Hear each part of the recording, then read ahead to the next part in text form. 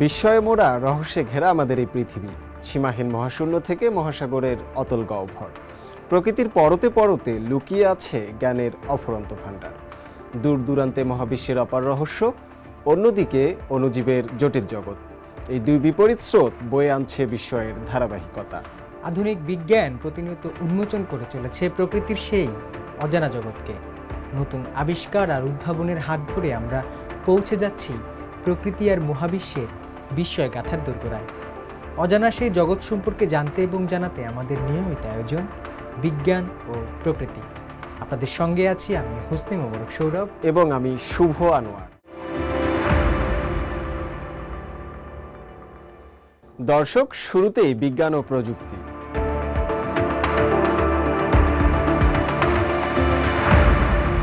চাঁদের দুই গোলার্ধের মধ্যকার গঠন এবং প্রকৃতির পার্থক্য এতটাই নাটকীয় যে বিজ্ঞানীরা এটিকে গোলার্ধের দ্বিধা বলে থাকেন। এই রহস্য এবার নতুন মোড় নিল। সম্প্রতি চীনের বিজ্ঞানীরা তাদের চাংয়ে-6 মহাকাশ মিশন থেকে আনা চাঁদের দূর প্রান্তের ধূলিকণা বিশ্লেষণ করে এক চাঞ্চল্যকর তথ্য আবিষ্কার করেছেন। চাঁদের দূরবর্তী অংশের ভেতরের স্তর বা আবরণ তার নিকটবর্তী অংশের আবরণের চেয়ে তুলনামূলক শীতল। চাঁদের রয়েছে দুটি গোলার্ধ, যার একটিকে বলা হয় নিকটবর্তী দিক এবং অন্যটিকে বলা হয় দূরবর্তী দিক। এই দুই গোলার্ধের মধ্যেকার নাটকীয় পার্থক্য রয়েছে। চীনের চাংয়ে-6 মহাকাশ মিশনের মাধ্যমে চাঁদ থেকে আনা ধূলিকণা বিশ্লেষণ করে তারা এই সিদ্ধান্তে পৌঁছেছেন যে চাঁদের দূরবর্তী অংশের আবরণ নিকটবর্তী অংশের চেয়ে ঠান্ডা। এই চাঞ্চল্যকর আবিষ্কারটি সম্প্রতি বিশ্বখ্যাত শিক্ষামূলক জার্নাল নেচার জিওসায়েন্সে প্রকাশ করা হয়। চীনের জাতীয় মহাকাশ প্রশাসন এবং চীনের আণবিক শক্তি কর্তৃপক্ষ একটি যৌথ বিবৃতিতে এ তথ্য জানিয়েছে।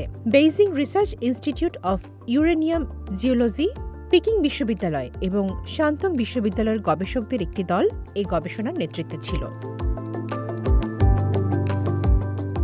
চাঁদের ভেতরের বেশিরভাগ অংশই হল আবরণ।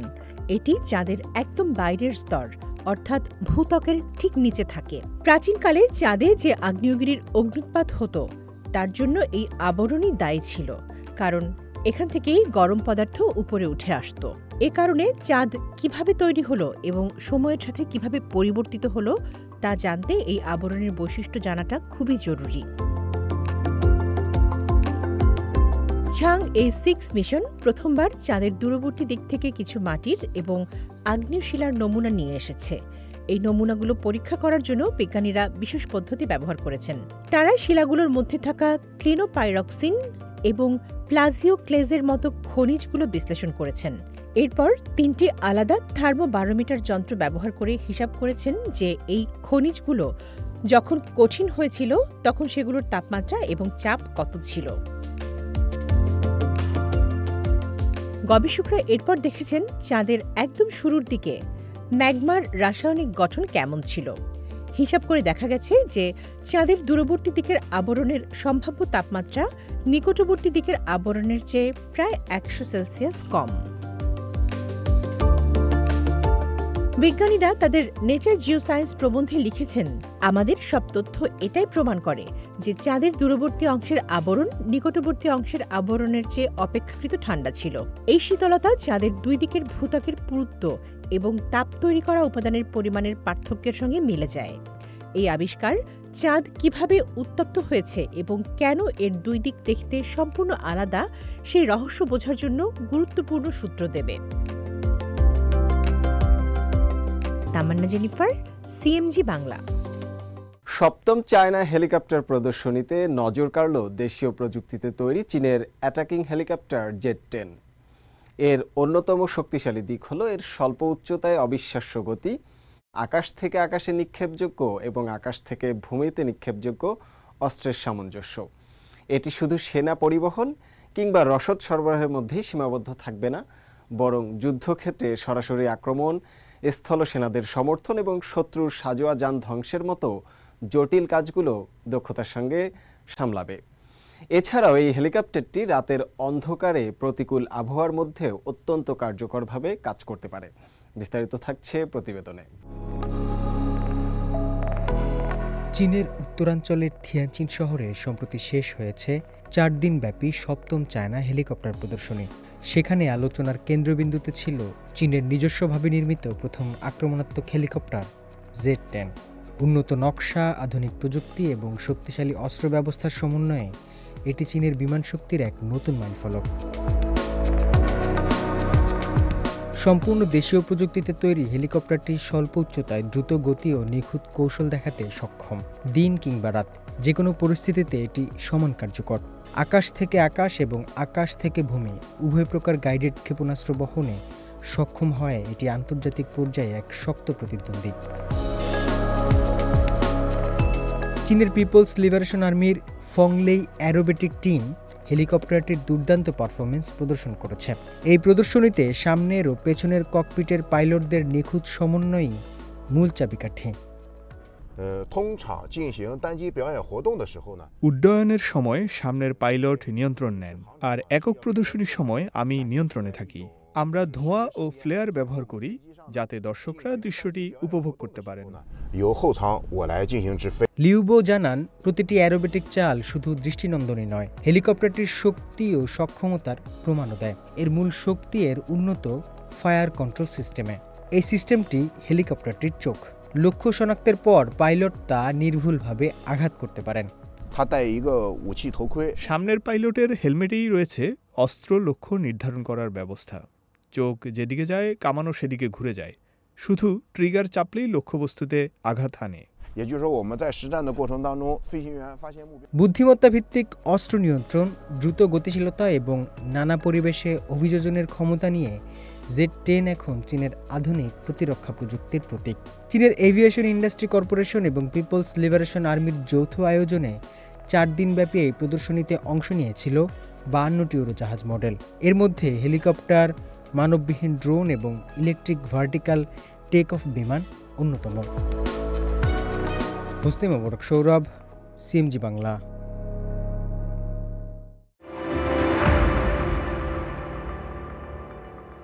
রাতের আকাশে হঠাৎ আলোর খেলা, আবার কখনো যোগাযোগ ব্যবস্থায় বিঘ্ন, এই সব কিছুর মূলে রয়েছে সূর্য থেকে ধেয়ে আসা এক বিশাল শক্তি তরঙ্গ, যা সৌরঝড় বা ভূচম্বকীয় ঝড় নামে পরিচিত। আমাদের জীবনকে গভীরভাবে প্রভাবিত করার ক্ষমতা রাখে এই মহাজাগতিক ঘটনা। ভূচম্বকীয় ঝড় বা সৌরঝড় হলো সূর্য থেকে আসা বিশাল শক্তি এবং চৌম্বক কণার বিস্ফোরণ। এই সৌরঝড়ের ফলে সৃষ্ট শক্তিশালী অতি বেগুনি রশ্মি পৃথিবীর চৌম্বক ক্ষেত্রে আঘাত করে। এর ফলে পৃথিবীর চৌম্বক ক্ষেত্র সাময়িকভাবে দুর্বল বা বিকৃত হয়ে যায়। এই ঝড়ের প্রত্যক্ষ প্রভাব মানুষের স্বাস্থ্যের উপর না পড়লেও এটি পৃথিবীর প্রযুক্তি নির্ভর ব্যবস্থার উপর বেশ কিছু প্রভাব ফেলে। সবচেয়ে দৃশ্যমান প্রভাব হলো রাতের আকাশে অরোরা বা মেরুজ্যোতি সৃষ্টি হওয়া। এছাড়াও এই ঝড়ের কারণে স্যাটেলাইট যোগাযোগ ব্যবস্থায় বিঘ্ন ঘটতে পারে, মহাকাশযান ও স্যাটেলাইট নেভিগেশন সিস্টেম কাজ করা ব্যাহত হতে পারে। এমনকি এটি বিদ্যুৎ সঞ্চালন লাইনে অতিরিক্ত কারেন্ট তৈরি করে কিছু ক্ষেত্রে বিদ্যুৎ বিভ্রাটও ঘটাতে পারে। সম্প্রতি চীনের national centre for space weather এমন একটি সৌরঝড়ের আগাম পূর্বাভাস দিয়েছে। এই ঝড়ের প্রভাবে সোমবার রাতে উত্তর চীনের আকাশে রঙিন অরোরা দেখা যেতে পারে। এমনকি কিছু অঞ্চলের বাসিন্দারা লাল এবং সবুজ রঙের মিশ্রিত অরোরাও দেখতে পাওয়ার সুযোগ পেতে পারেন। বিজ্ঞানীরা বলছেন, সূর্যের কার্যকলাপ একটি নির্দিষ্ট নিয়মে চলে, যা প্রায় 11 বছর পর পর সম্পূর্ণ হয়। এটা অনেকটা প্রকৃতির চক্রের মতো। বিজ্ঞানীরা বলছেন, এটা কোনো অস্বাভাবিক ঘটনা নয়, বরং সম্পূর্ণ স্বাভাবিক প্রাকৃতিক প্রক্রিয়া। অর্থাৎ এই বছরগুলোতে সৌরঝড় বাড়লে অবাক হওয়ার কিছু নেই, কারণ এটাই সূর্যের নিয়মিত চক্রের অংশ। এবার প্রাণ ও প্রকৃতি।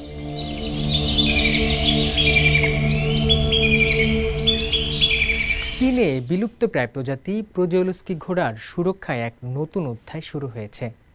সম্প্রতি 28টি প্রোজেওলস্কি ঘোড়াকে চীনের উত্তর পশ্চিমাঞ্চলের কানসু প্রদেশের তুনহুয়াং শহরের একটি প্রাকৃতিক সংরক্ষণাগারে স্থানান্তর করা হয়েছে। এই স্থানান্তর চীনের দীর্ঘমেয়াদী সংরক্ষণ প্রচেষ্টার একটি গুরুত্বপূর্ণ অংশ, যার লক্ষ্য হল এই বিপন্ন প্রজাতিকে বন্য পরিবেশে ফিরিয়ে আনা। দৃঢ় শরীর, ফ্যাকাশে বাদামি রং এবং সোজা কেশরযুক্ত প্রোজেওলস্কি ঘোড়া হল পৃথিবীর একমাত্র অবশিষ্ট বন্য ঘোড়ার প্রজাতি। একসময় চীনের শিনচিয়াং উইগুর স্বায়ত্তশাসিত অঞ্চল এবং মঙ্গোলিয়ার কিছু অংশে এদের অবাধ বিচরণ ছিল, কিন্তু শিকার এবং বাসস্থান হারানোর ফলে 1960-এর দশকে বন্য পরিবেশে এরা প্রায় বিলুপ্ত হয়ে গিয়েছিল। বর্তমানে এরা চীনের প্রথম শ্রেণীর জাতীয় সুরক্ষার অধীনে তালিকাভুক্ত এবং আন্তর্জাতিকভাবে বিপন্ন। সম্প্রতি চীনের 28টি প্রেজোলস্কি ঘোড়াকে দেশটির উত্তর পশ্চিমাঞ্চলের কানসু প্রদেশের তুনহুয়াং শহরের একটি প্রাকৃতিক সংরক্ষণাগারে স্থানান্তর করা হয়েছে। এই স্থানান্তর প্রক্রিয়া ছিল একটি বড় চ্যালেঞ্জ কর্মযজ্ঞ। 28টি ঘোড়াকে 4টি ভিন্ন ভিন্ন দলে ভাগ করে কানসু প্রদেশের এই শহর এন্ডেঞ্জার্ড অ্যানিমেল প্রোটেকশন সেন্টার থেকে Dunhuang West lake national nature রিজার্ভে নিয়ে যাওয়া হয়। এই পথের দূরত্ব ছিল প্রায় 1030 কিলোমিটার, যা সড়ক পথে প্রায় 15 ঘন্টার যাত্রাপথ। যাত্রাপথে ঘোড়াগুলো যাতে সম্পূর্ণ সচেতন থাকে এবং নিজেদের মধ্যে লড়াই না করে, সেই জন্য ব্যবস্থা করা হয়েছে আলাদা আলাদা যানবাহন। এই স্থানান্তরের মূল উদ্দেশ্য হল ঘোড়াগুলোকে তাদের নিজস্ব পরিবেশে ফিরিয়ে নিয়ে যাওয়া, যাতে তারা বন্য ঘোড়ার মতো স্বাধীনভাবে টিকে থাকতে পারে। এর ফলে তাদের বংশগত বৈচিত্র্য বাড়বে, যা এই প্রজাতির টিকে থাকার জন্য খুব গুরুত্বপূর্ণ। Dunhuang West lake national nature রিজার্ভের কর্তৃপক্ষ ধীরে ধীরে এই ঘোড়াগুলোকে প্রাকৃতিক পরিবেশে মুক্ত করে দিচ্ছে। বর্তমানে 28টি ঘোড়া মুক্ত করার ফলে তুনহুয়াংয়ের এই প্রাকৃতিক সংরক্ষণ এলাকায় প্রেজোলস্কি ঘোড়ার মোট সংখ্যা বেড়ে দাঁড়িয়েছে 112টিতে। এই সফল স্থানান্তর প্রক্রিয়া চীনের 1985 সালে শুরু হওয়া সংরক্ষণ কর্মসূচির একটি অংশ, যার মাধ্যমে বিদেশ থেকে প্রেজোলস্কি ঘোড়াগুলোকে ফিরিয়ে আনা হয়েছিল। শিনচিয়াং এবং কানসুতে প্রজনন কেন্দ্র প্রতিষ্ঠা করে চীন এই বিরল প্রজাতির ঘোড়ার সংখ্যা বাড়াতে সক্ষম হয়েছে, যা আন্তর্জাতিক অঙ্গনে বেশ প্রশংসা অর্জন করেছে। হোসনে মোবারক সৌরভ, সিএমজি বাংলা।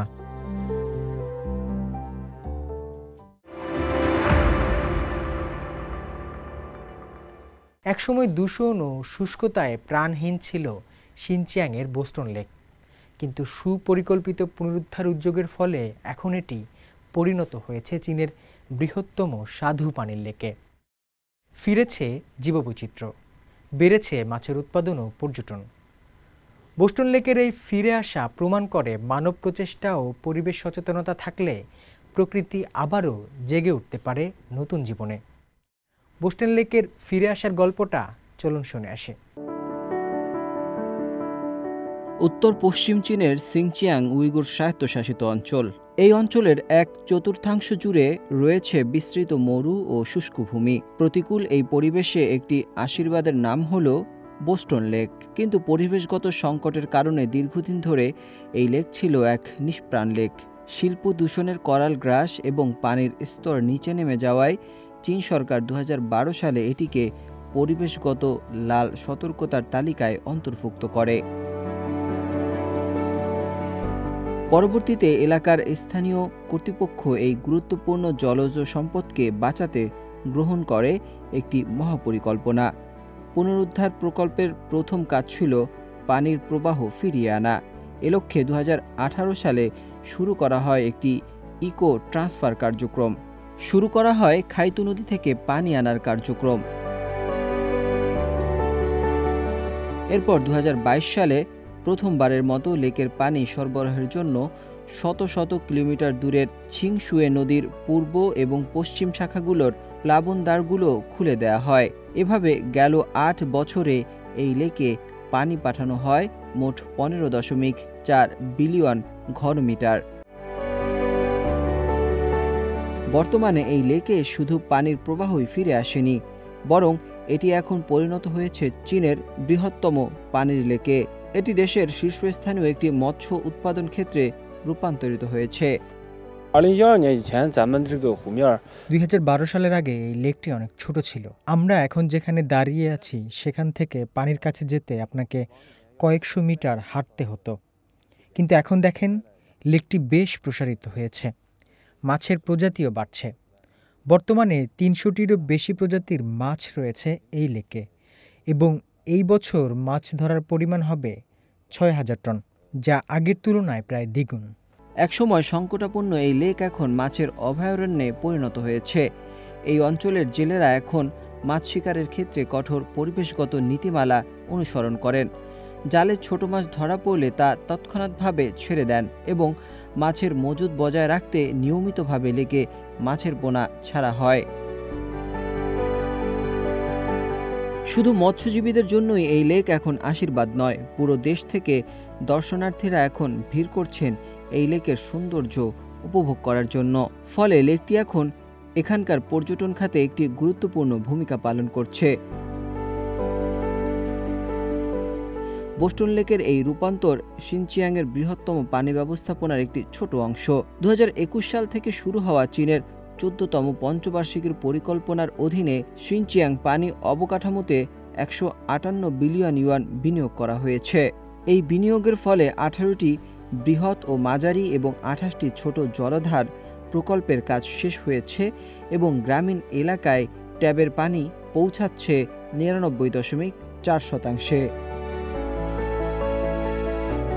বোস্টন লেকের এই ফিরে আসা প্রমাণ করে মানব প্রচেষ্টা, সুদূর প্রসারী পরিকল্পনা এবং পরিবেশ সুরক্ষার প্রতি অঙ্গীকারবদ্ধতা থাকলে যে কোনো পরিবেশগত বিপর্যয় থেকে প্রত্যাবর্তন ঘটানো সম্ভব। সিনচিয়াংয়ের বোস্টন লেকের গল্প শুধু গল্পই নয়, এটি শুষ্কতার মধ্যে জীবনের জয়গান। নাজমুল হক রাইয়ান, সিএমজি বাংলা। সাগর তীরে নিঃশব্দে ফুটছে নতুন প্রাণের সম্ভাবনা। চীনের হাইনান প্রদেশের সানসা সিটি এখন সবুজ সামুদ্রিক কচ্ছপ সংরক্ষণের এক আশার আলো। চলতি বছরে এই অঞ্চলের দ্বীপগুলোতে প্রায় 100টি কচ্ছপের বাসা শনাক্ত হয়েছে। সুরক্ষা ও নানান বৈজ্ঞানিক উদ্যোগের ফলে এই অঞ্চলে গড়ে উঠেছে একটি নিরাপদ প্রজনন। দক্ষিণ চীনের হাইনান প্রদেশের সানসা সিটি বর্তমানে সবুজ সামুদ্রিক কচ্ছপ সংরক্ষণের একটি উল্লেখযোগ্য কেন্দ্র হিসেবে প্রতিষ্ঠা পেয়েছে।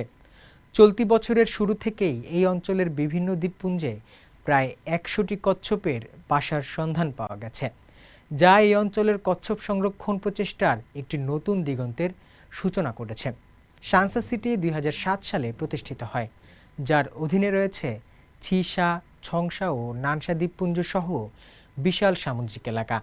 এই অঞ্চল বর্তমানে চীনের সবুজ সামুদ্রিক কচ্ছপের প্রজননের অন্যতম গুরুত্বপূর্ণ এলাকা হিসেবে বিবেচিত হচ্ছে।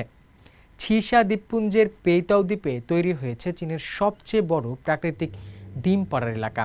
এখানেই সম্প্রতি একজন টহল কর্মকর্তা কিছু কচ্ছপকে ডিম পাড়তে দেখেছেন, যা ইঙ্গিত দেয় এই এলাকাটি কচ্ছপদের জন্য কতটা নিরাপদ এবং উপযোগী হয়ে উঠেছে। এবছর পেইতাও দ্বীপে প্রায় 100টি কচ্ছপের বাসা শনাক্ত হয়েছে। টহল কর্মকর্তা ছং চিয়াংতাও বলেন, এখন পর্যন্ত 4টি বাসা সক্রিয় রয়েছে। এর মধ্যে প্রথম ডিমগুলো 13 জুন পাড়া হয়েছে। সাধারণত এই ডিমগুলোর ইনকিউবেশন পিরিয়ড থাকে 45 থেকে 50 দিন। শুধু পেইতাও নয়, নানসা দ্বীপপুঞ্জের ইয়ংশু রিফেতেও কচ্ছপের নতুন ডিম পাড়ার স্থান হিসেবে আবিষ্কৃত হয়েছে। দর্শক, সামনে অপেক্ষা করছে আরও বহু বিষয়, আরও না বলা কথা। আজকের মতো এইটুকুই। আবারও ফিরে আসবো আগামী সপ্তাহে প্রাণ, প্রকৃতি আর বিজ্ঞানের নতুন আলো নিয়ে। সেই পর্যন্ত সুস্থ থাকুন, ভালো থাকুন, ভালোবাসুন বিজ্ঞানকে, সঙ্গে থাকুন প্রকৃতির। ধন্যবাদ।